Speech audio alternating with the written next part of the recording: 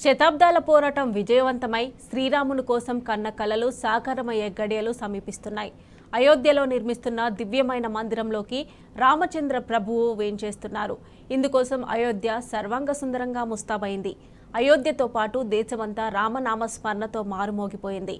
మరికొన్ని గంటల్లో బాలరాముడు భక్తజనానికి దర్శనమివ్వనున్నాడు. రేపు రామ్లల్లా విగ్రహ ప్రతిష్టాపనోత్సవం కన్నుల పండుగగా జరగనుంది. ప్రధాని మోదీ, పీఠాధిపతులు, మఠాధిపతులు, ప్రపంచం నలుమూలల నుంచి తరలివస్తున్న భక్తజనం సాక్షిగా ఈ వేడుక జరగనుంది. విద్యుత్ కాంతులు, సహజ సుందరమైన పుష్పాలంకరణలతో అయోధ్య రామాలయం ప్రారంభోత్సవానికి సిద్ధమైంది.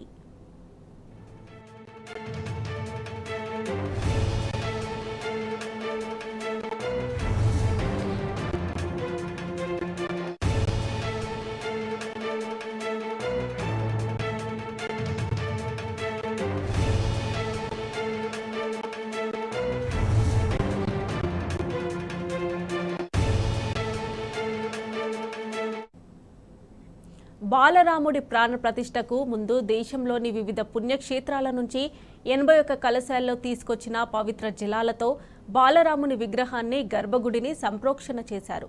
ఇవాళ రాముడి విగ్రహానికి 125 కలశాలతో స్నానం చేయిస్తున్నారు శ్రీరామ తీర్థక్షేత్ర సభ్యులు. రామ్లల్లా ప్రతిష్టాపనకు గంటలే మిగిలి ఉండడంతో వేలాది మంది సాధువులు అయోధ్యకు చేరుకుంటున్నారు. వివిధ ప్రాంతాల నుంచి వచ్చిన సాధువులకు తీర్థక్షేత్రపురంలో బస ఏర్పాటు చేశారు. ఈ నేపథ్యంలో అయోధ్య నగరం రంగులమయంగా మారింది. ఎటు చూసినా విద్యుత్ దీపాల అలంకరణతో మిరుమిట్లు కొల్పుతోంది. అయోధ్య పరిసర ప్రాంతాల్లో ఎక్కడ చూసినా ఆధ్యాత్మిక వాతావరణం కనిపిస్తోంది.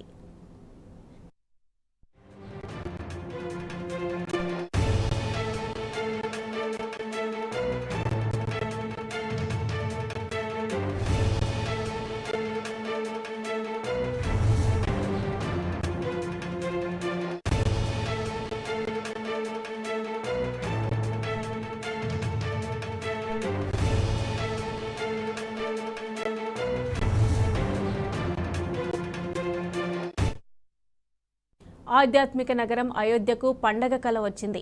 బాలరాముడి విగ్రహం ప్రాణప్రతిష్ఠ మహోత్సవం నేపథ్యంలో రకరకాల పూలతో చేసిన అలంకరణలు, విద్యుత్ దీపాల కాంతులతో ఇక్కడి రామమందిరం దేదీపమాన్యంగా వెలిగిపోతోంది. ఆలయాన్ని, పరిసరాలను దేశం నలుమూలల నుంచి తెప్పించిన విభిన్న రకాలైన పుష్పాలతో సుందరంగా అలంకరించారు.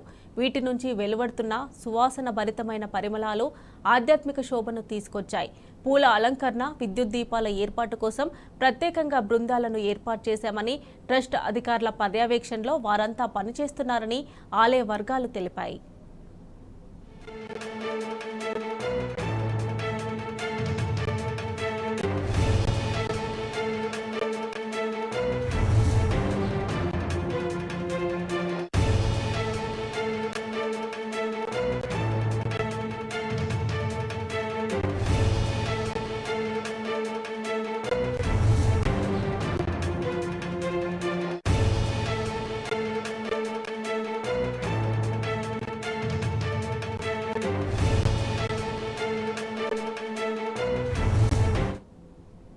బాలరాముడి ప్రాణ ప్రతిష్ఠ మహోత్సవాన్ని పురస్కరించుకొని దాదాపు 15 రాష్ట్రాలు సోమవారం సెలవు ప్రకటించాయి. బాలరాముడి ప్రాణ ప్రతిష్ఠలో వేల సంఖ్యలో భక్తులు, అతిథులు పాల్గొనున్నారు. ఈ నేపథ్యంలో అధికారులు అన్ని ఏర్పాట్లను పూర్తి చేశారు. అయోధ్యలో ఏటీఎస్, కమాండోలు, పోలీస్, సిఆర్పీఎఫ్ జవాన్లతో కేంద్ర ప్రభుత్వం భారీ భద్రతను ఏర్పాటు చేసింది. డ్రోన్ జామర్ వ్యవస్థను కూడా ఏర్పాటు చేసి అధికారులు భద్రతను ఎప్పటికప్పుడు సమీక్షిస్తున్నారు.